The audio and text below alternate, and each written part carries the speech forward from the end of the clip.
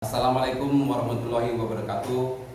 Kami dari Universitas Pamulang Fakultas Hukum ingin mempresentasikan tugas kelompok 6 mata kuliah Kapita Serta Hukum dengan judul Pertimbangan Hakim terhadap Penyalahgunaan Keadaan dalam Perjanjian Kredit Bank Studi Kasus terhadap Putusan Mahkamah Agung nomor 2039K Daring PDT Daring 2014. Kami berjumlah 5 orang. Saya sendiri atas nama Romzi, rekan saya Faiz Habibi, saya Mustafa, saya Muhammad Soban, dan saya Rido Gunawanta. Selanjutnya kami mempresentasikan dilanjutkan oleh rekan saya Pak Mustafa. penyalahgunaan keadaan dalam hukum perdata di Indonesia merupakan hal yang baru, namun dalam praktek di lapangan telah diterapkan sampai pada tingkat peradilan. Walaupun dalam berbagai putusan hakim secara tegas menyatakan bahwa sesuatu perjanjian didasarkan pada alasan adanya keadaan, tetapi karena adanya kurang kepatutan dalam perjanjian menyebabkan timbulnya penyalahgunaan keadaan karena posisi tawar pihak lain yang tidak setara. Penelitian ini bertujuan untuk mengetahui pengaturan dalam hukum positif Indonesia terhadap penyalahgunaan keadaan dalam perjanjian kredit bank, serta untuk mengetahui pertimbangan hakim pada Pengadilan Negeri Kelas 1B Blok Sumawe Aceh terhadap penyalahgunaan keadaan dalam perjanjian kredit bank. Penelitian ini menggunakan jenis penelitian normatif, yaitu dengan mengkaji permasalahan-permasalahan yang muncul dari segi hukum dan sebenarnya berasal dari peraturan perundang-undang yang berlaku dengan menggunakan pendekatan penelitian kualitatif Adapun teknik pengumpulan data dilakukan melalui penelitian lapangan dan penelitian kepustakaan. Berdasarkan hasil penelitian diketahui bahwa ajaran penyalahgunaan keadaan memang belum diatur secara eksplisit di dalam KUHP Perdata. Namun, ajaran penyalahgunaan keadaan di Indonesia ini berkembang dan didukung oleh beberapa putusan hakim. Pertimbangan hakim pada Pengadilan Negeri Kelas 1B Blok Sumawe Aceh terhadap penyalahgunaan keadaan dalam perjanjian kredit bank. Majelis hakim merujuk kepada beberapa sumber hukum, peraturan perundang-undangan, dan jurisprudensi. Adapun tolak ukur yang digunakan oleh hakim dalam menentukan adanya penyalahgunaan keadaan ini, yaitu penyalahgunaan keunggulan ekonomis dan penyalahgunaan keunggulan kejiwaan dalam hal menyelesaikan perkara penyalahgunaan keadaan. Disarankan kepada para akademisi hukum agar kiranya terus mengkaji mengembangkan konsep penyalahgunaan keadaan ini agar dapat lebih diterapkan dengan efektif. Begitu juga kepada lembaga penegak hukum untuk lebih progresif dalam menangani masyarakat yang terjebak dalam perjanjian yang mengandung unsur penyalahgunaan keadaan. Pendahuluan. Sejak 3 dekade terakhir telah dikenal istilah penyalahgunaan keadaan. Penyalahgunaan keadaan ataupun misappropriation understanding hidden adalah perbuatan yang dilakukan terhadap pihak lain terkait dalam suatu perjanjian dengan memanfaatkan kedudukan yang tidak setara dari salah satu pihak dengan tujuan untuk mengambil keuntungan ekonomi saja. Keadaan yang tidak keseimbangan ini dapat berupa paksaan, kurangnya pertimbangan, atau ketergantungan satu pihak terhadap pihak lain. Baiklah, dilanjut dengan rekan saya atas nama Rido Gunawanta. Baiklah, saya Rido Gunawanta akan melanjutkan presentasi dari saudara Mustafa. Meskipun penyalahgunaan keadaan belum tercantum dalam KUHP Perdata sebagai salah satu alasan untuk membatalkan suatu perjanjian, namun dalam praktik di lapangan telah diterapkan sampai pada tingkat peradilan. Walaupun dalam beberapa putusan pengadilan secara tegas menyatakan bahwa suatu perjanjian didasarkan pada alasan adanya keadaan, Tetapi karena adanya kurang keputusan dalam perjanjian, menyebabkan timbulnya penyalahgunaan keadaan karena posisi tawar pihak lain yang tidak setara. Penyalahgunaan keadaan sering terjadi pada perbuatan suatu perjanjian kredit antara kreditur dan debitur. Posisi debitur seringkali terabaikan dan kedudukan debitur selalu terpojokkan. Sehingga dalam keadaan yang mendesak, debitur tidak memiliki posisi tawar yang cukup kuat sehingga perjanjian kredit dalam prakteknya selalu mendekati konsep perjanjian baku, di mana semua isi kredit dan klausul-klausul di dalamnya selalu menguntungkan si kreditur karena isi klausula ditentukan sendiri oleh kreditur itu juga. Salah satu contoh kasus yang menerapkan doktrin penyalahgunaan keadaan tersebut dapat dilihat pada sengketa nomor putusan 2039K/PDT. Dari kasus tersebut yang telah diputus pada tahun 2014, terdapat alasan dalil penyalahgunaan keadaan. Putusan tersebut membuktikan bahwa penyalahgunaan keadaan telah digunakan dan dijadikan dasar dalam praktik-praktik peradilan. Namun di sisi lain, penerapan doktrin ini di kalangan para ahli masih menjadi perdebatan. Apakah doktrin ini telah diterima di pengadilan dan apa yang menjadi penilaian pertimbangan keadaan tersebut? Metode penelitian. Jenis penelitian yang digunakan dalam penelitian ini adalah jenis yuridis normatif, dengan mengkaji permasalahan-permasalahan yang muncul dari segi hukum dan sebenarnya berasal dari peraturan perundang-undangan yang berlaku, teori-teori hukum dan pandangan-pandangan hukum sebagai dasar acuan. Metode pendekatan dalam penelitian ini menggunakan pendekatan kualitatif, yaitu pendekatan penelitian yang menggunakan data berupa kalimat tertulis atau lisan, peristiwa-peristiwa, pengetahuan atau objek studi. Penelitian ini bersifat deskriptif, analitis, yaitu metode yang dipakai untuk menggambarkan suatu kondisi atau keadaan yang sedang berlangsung, yang kemudian dianalisis berdasarkan perundang-undangan yang berlaku. Pada penelitian ini menjelaskan mengenai perkembangan hakim terhadap penyalahgunaan keadaan dalam perjanjian kredit bank terkait putusan nomor 2039K/PDT/2014. Hasil penelitian dan pembahasan penyalahgunaan keadaan dalam perjanjian kredit bank, ajaran penyalahgunaan keadaan. Sebelum penyalahgunaan keadaan dicantumkan ke dalam NBW, banyak isu yang terkandung di dalamnya terutama terkait dengan putusan perkara oleh hakim, sebagaimana dijelaskan oleh Henry P. Pengabean. Bukan secara kebetulan bahwa Ferdinand Jokubus Domela Nuiwis selalu mengkaitkan pembahasannya dengan arresten yang dijumpai di Netherlands. Dimasukkannya situasi tersebut ke dalam NBW merupakan sedikit banyak hasil dari pertimbangan hukum dalam putusan hakim. Penyalahgunaan keadaan mengenai syarat-syarat yang berlaku dalam terjadi suatu kontrak atau perjanjian tidak menyebabkan batalnya isi kontrak atau maksudnya, tetapi menyebabkan kehendak yang disalahgunakan. Sebagai contoh, hakim sering menemukan situasi yang bertentangan dengan adat, sehingga seringkali mengakibatkan pertimbangan hakim dalam membuat putusan atas suatu kesepakatan.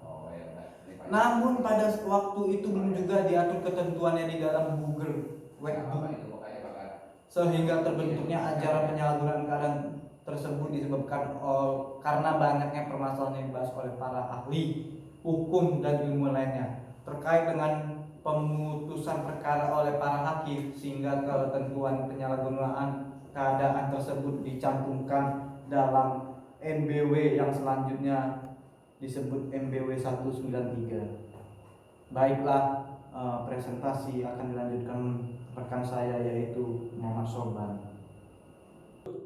Baiklah, saya Muhammad Soban akan melanjutkan presentasi dari Ridho. Berdasarkan hal tersebut, diketahui bahwa pertimbangan hakim tidak hanya berdasarkan pada salah satu alasan pembatalan perjanjian, yaitu cacat kehendak klasik yang berupa kesesatan, paksaan, dan tipu daya, sehingga dibuat kesimpulannya dalam pasal 1321 BW hanya ada kesesatan, paksaan, dan penipuan, tetapi dalam NBW diatur dalam dalil cacat kehendak dapat berdasarkan pada kesesatan, paksaan, penipuan, dan keadaan. Van Dun mengemukakan pendapat bahwasannya berhubungan dengan terjadinya kontrak penyalahgunaan keadaan mengenai keadaan yang berperan saat terjadinya kontrak seperti memanfaatkan keadaan orang lain tidak menyebabkan isi kontrak atau maksudnya tidak diizinkan, tetapi menyebabkan salah gunakannya kehendak. Ajaran penyalahgunaan keadaan sendiri mengandung dua unsur, yaitu unsur penyalahgunaan keadaan kesempatan oleh pihak lain dan unsur kerugian bagi satu pihak. Kedua unsur tersebut yaitu keuntungan-keunggulan ekonomi dan keuntungan psikologis yang diuraikan sebagai berikut. 1. Persyaratan-persyaratan untuk penyalahgunaan keunggulan ekonomis yaitu A. Satu pihak mempunyai keuntungan-keunggulan ekonomi terhadap pihak yang lain. B. Pihak yang lain terpaksa dalam mengadakan perjanjian. Kedua, persyaratan untuk adanya penyalahgunaan keunggulan jiwa. A. Salah satu pihak memiliki hubungan khusus seperti hubungannya kepercayaan antara keluarga, suami, istri, dokter, dan pasien, dan lain-lain. B. Salah satu pihak yang menggunakan kondisi mental khusus pihak lainnya seperti kondisi gangguan jiwa, kurangnya pengalaman, kecerobohan, kurangnya pengetahuan kondisi fisik yang buruk, dan sebagainya. B. Penyalahgunaan keadaan dalam perjanjian kredit bank. Saat ini dapat diketahui bahwa kontrak menjadi instrumen yang penting dalam kegiatan bisnis karena dapat berfungsi memberikan kepastian dan keamanan dalam transaksi bisnis. Sehingga kontrak diketahui sudah berada di dalam tengah-tengah masyarakat, di mana melakukan kontrak adalah kegiatan hukum yang sehari-hari dilakukan masyarakat.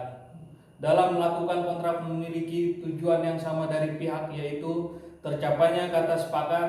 Untuk mencapai kata sepakat ini akan memiliki proses negosiasi terlebih dahulu untuk menyatukan kepentingan para pihak yang akan tercapainya kata sepakat. Akan tetapi ketika sudah mencapai kata sepakat, terkadang adanya unsur kehilapan, paksaan, ataupun penipuan. Kesepakatan tersebut dapat dikatakan sebagai kesepakatan terpaksa, contradiction in interminis, atau unsur mengandung cacat kesepakatan. Sebagaimana ketentuan yang mengatur terkait keabsahan perjanjian bahwa kesepakatan itu dianggap tidak sah apabila kesepakatan itu dibentuk karena kehilapan, paksaan, atau penipuan. Konsekuensi dari kesepakatan di dalam kontrak yang mengandung unsur cacat kehendak adalah kontrak tersebut dapat dimintakan pembatalan. Ketentuan pasal 1321 dan pasal 1449 KUH Perdata menegaskan bahwa cacat kesepakatan atau cacat kehendak itu terjadi karena kehilapan atau kesesatan, penipuan, dan paksaan. Penyalahgunaan keadaan sebagai salah satu syarat cacat kehendak berkembang oleh karena perkembangan beberapa peristiwa hukum, dan dalam hukum kontrak penyalahgunaannya keadaan terjadi apabila seorang mengetahui atau seharusnya mengerti bahwa pihak lain karena suatu keadaan khusus seperti keadaan darurat, ketergantungan, tidak dapat berpikir panjang, keadaan jiwa yang abnormal, atau tidak berpengalaman yang bergerak untuk melakukan suatu perbuatan hukum meskipun seseorang tersebut mengetahui atau seharusnya mengerti sebenarnya ia harus mencegahnya.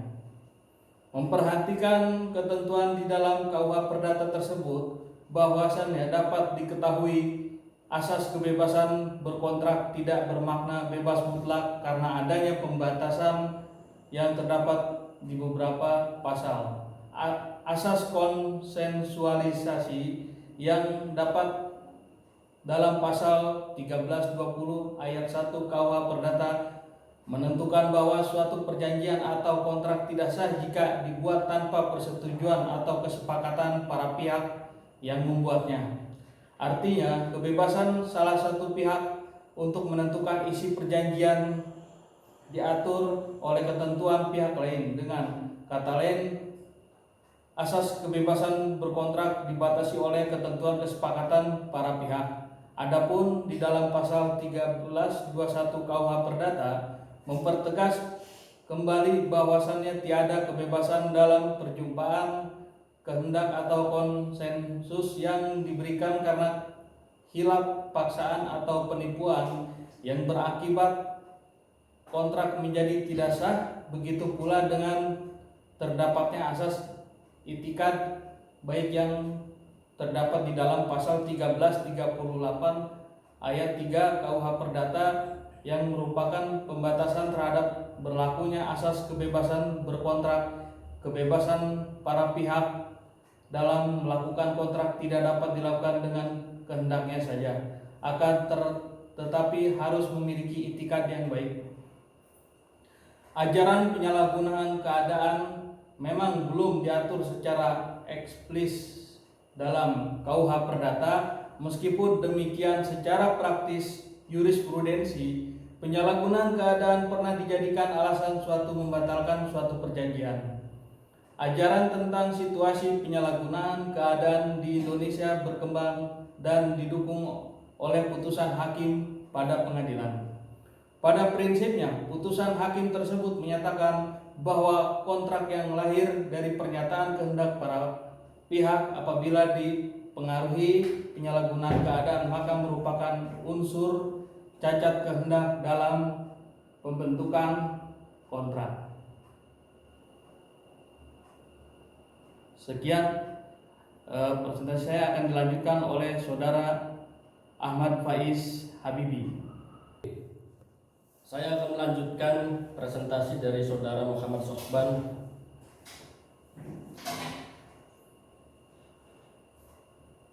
Penyalahgunaan keadaan dalam hukum positif di Indonesia.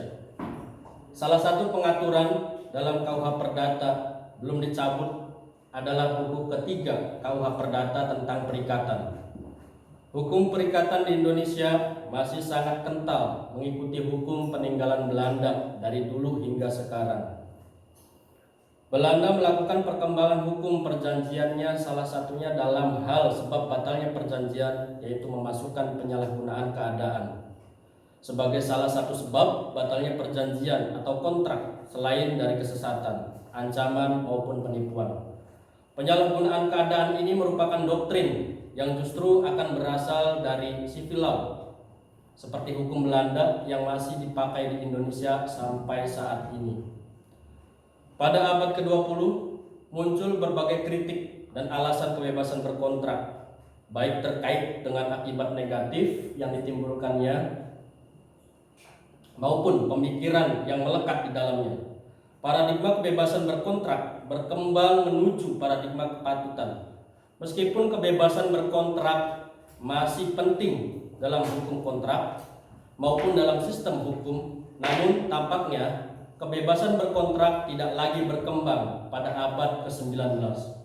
Oleh karena itu, negara menjalankan kebebasan berkontrak, yaitu pertama, makin berpengaruhnya ajaran itikat baik, di mana itikat baik bukan saja pada saat pelaksanaan perjanjian, tetapi harus sudah ada pada tahap pembuatan perjanjian. Kedua, makin berkembangnya ajaran penyalahgunaan keadaan.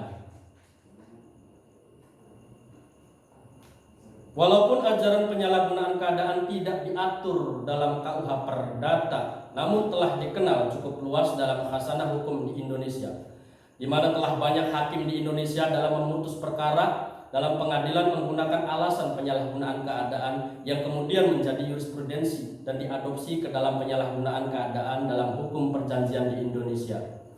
sebagai alasan hakim untuk membatalkan perjanjian atau kontrak di pengadilan adalah sebagai akibat dari amanat Undang-Undang Nomor 48 Tahun 2009 tentang kekuasaan kehakiman, yaitu terdapat dalam pasal 10 ayat 1 yang berbunyi, pengadilan dilarang menolak untuk memeriksa, mengadili, dan memutus suatu perkara yang diajukan dengan dalih bahwa hukum tidak ada atau kurang jelas, melainkan wajib untuk memeriksa dan mengadilinya.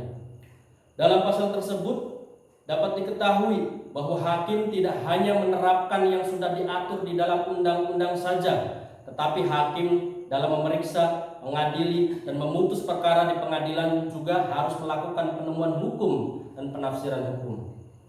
Hakim dalam mengadili suatu perkara harus terlebih dahulu mengetahui benar atau tidaknya peristiwa yang dihadirkan kepadanya. Setelah berhasil menentukan cara, hakim kemudian harus memenuhi persyaratan acara.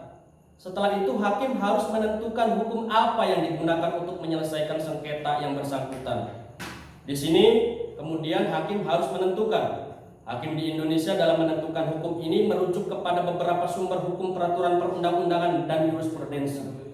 Namun tidak terikat pada jurisprudensi atau putusan hakim yang terdahulu menjadi pertimbangan hukum bagi hakim selanjutnya.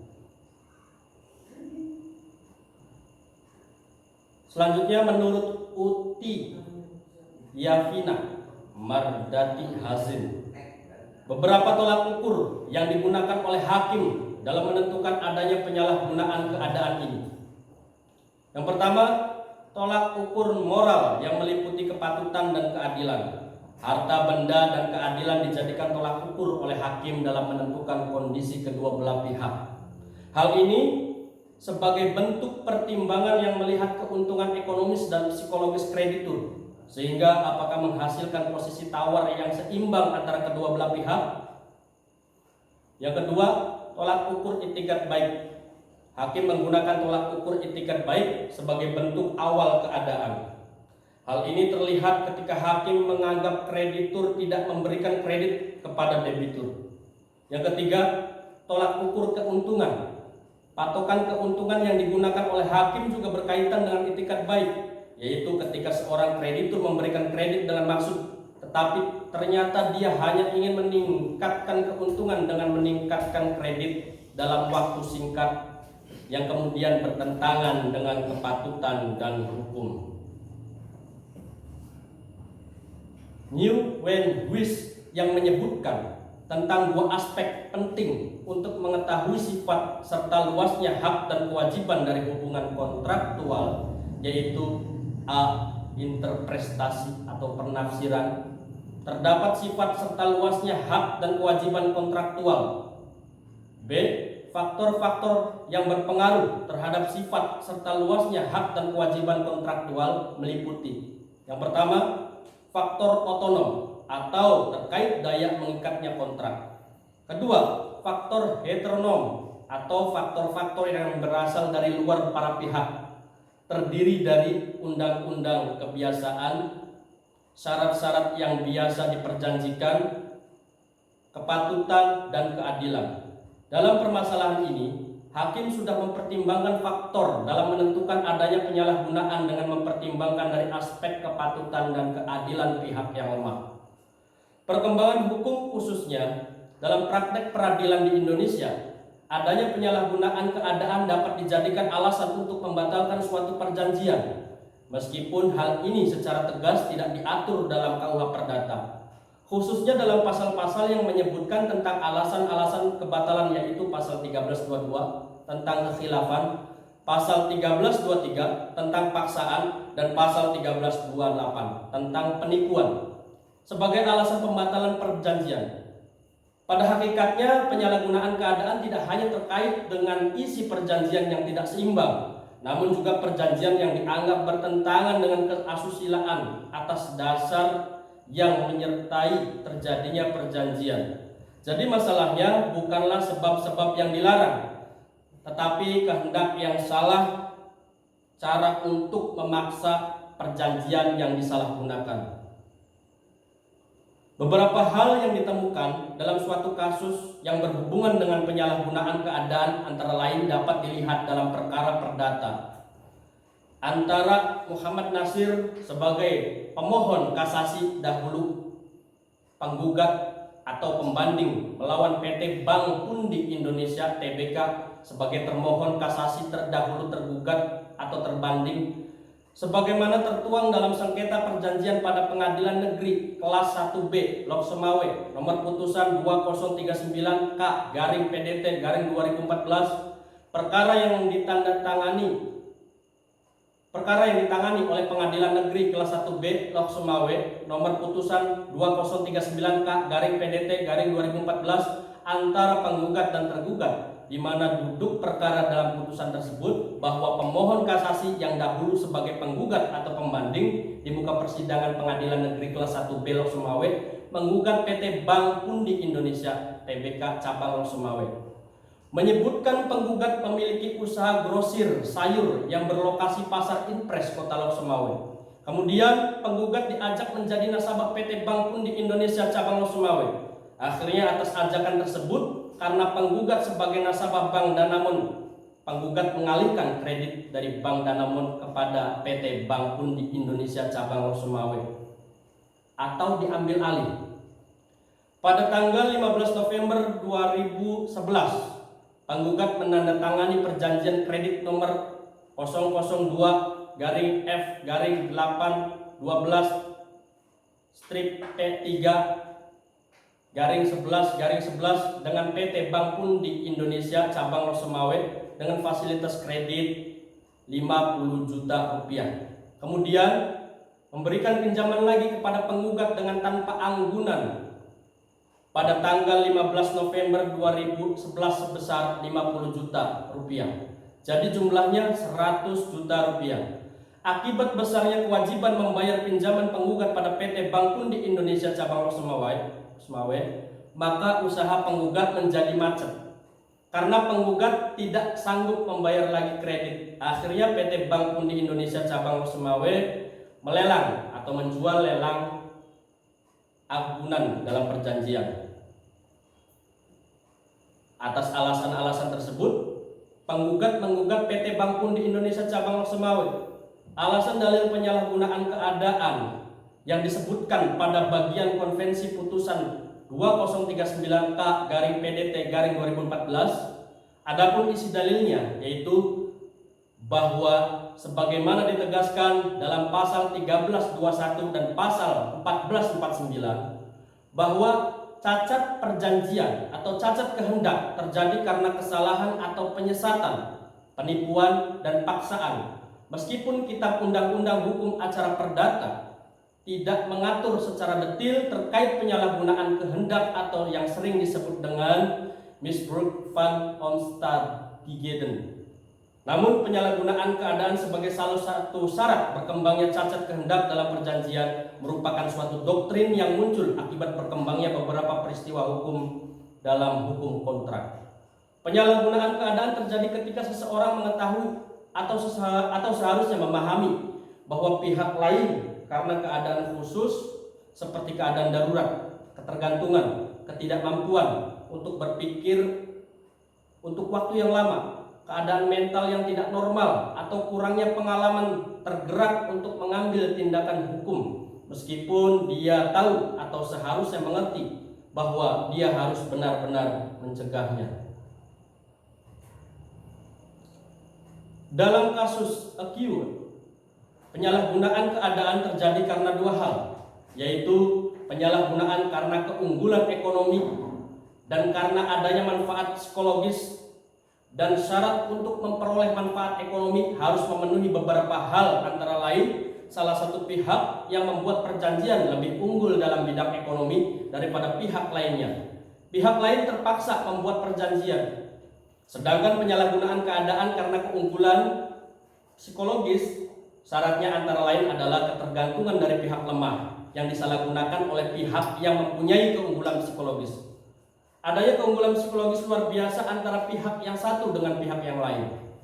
Terkait perkara penyalahgunaan keadaan, Berdasarkan hasil wawancara yang telah dilakukan dengan salah seorang hakim pada Pengadilan Negeri Kelas 1B Loksemawe, dalam pandangan majelis hakim, hakim dalam mengadili suatu perkara terlebih dahulu harus menentukan benar tidaknya peristiwa yang dihadirkan kepadanya.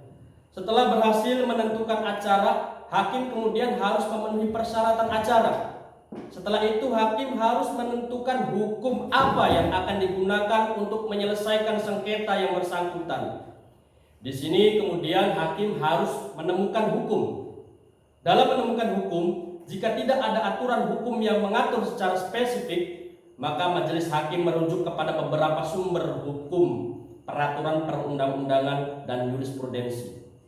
Salah satunya dalam hal menyelesaikan perkara penyalahgunaan keadaan. Pertimbangan bagi hakim pada Pengadilan Negeri Kelas 1B Loksemawe seperti putusan yang sudah dipaparkan.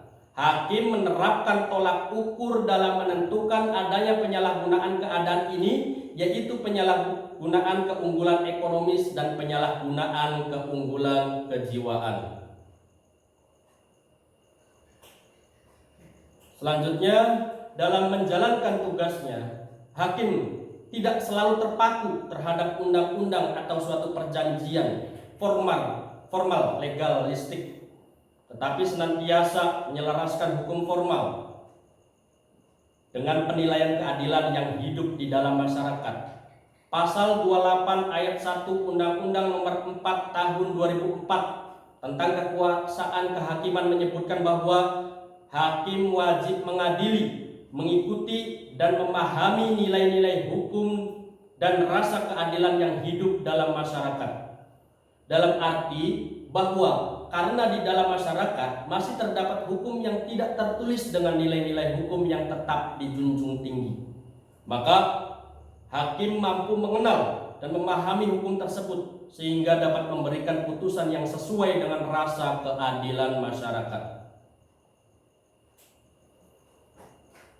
Selanjutnya akan dipresentasikan oleh Saudara Ramzi. Berdasarkan pemahaman yang telah disampaikan, maka kami dapat menarik kesimpulan bahwa pengaturan penyalahgunaan keadaan dalam perjanjian kredit bank, yaitu ajaran keadaan, belum diatur secara tegas dalam KUHP Perdata. Namun, dalam praktiknya, penyalahgunaan keadaan telah dijadikan sebagai alasan untuk membatalkan suatu perjanjian atau digunakan sebagai alasan untuk menjelaskan suatu perjanjian. Dan ajaran penyalahgunaan keadaan di Indonesia semakin berkembang dan didukung oleh beberapa putusan hakim. Pertimbangan hakim terhadap penyalahgunaan dalam perjanjian kredit bank dalam putusan nomor 2039K dari PDT dari 2014, hakim dalam memutuskan perkara penyalahgunaan keadaan maka didasarkan pada ekonomi res, perekonomian dan situasi keuntungan ekonomi. Ada dua, keduanya benar-benar kabur dan sulit ditemukan perbedaannya. Kedua hal tersebut merupakan perkembangan baru dalam hukum kontrak. Seiring dengan kontrak untuk melindungi pihak yang dirugikan dalam suatu kontrak, maka dalil yang digunakan adalah pasal 1320 BW. Pasal ini merupakan jelmaan dari cacat kehendak. Demikian persentase dari kelompok kami, mudah-mudahan bermanfaat. Sekian, terima kasih.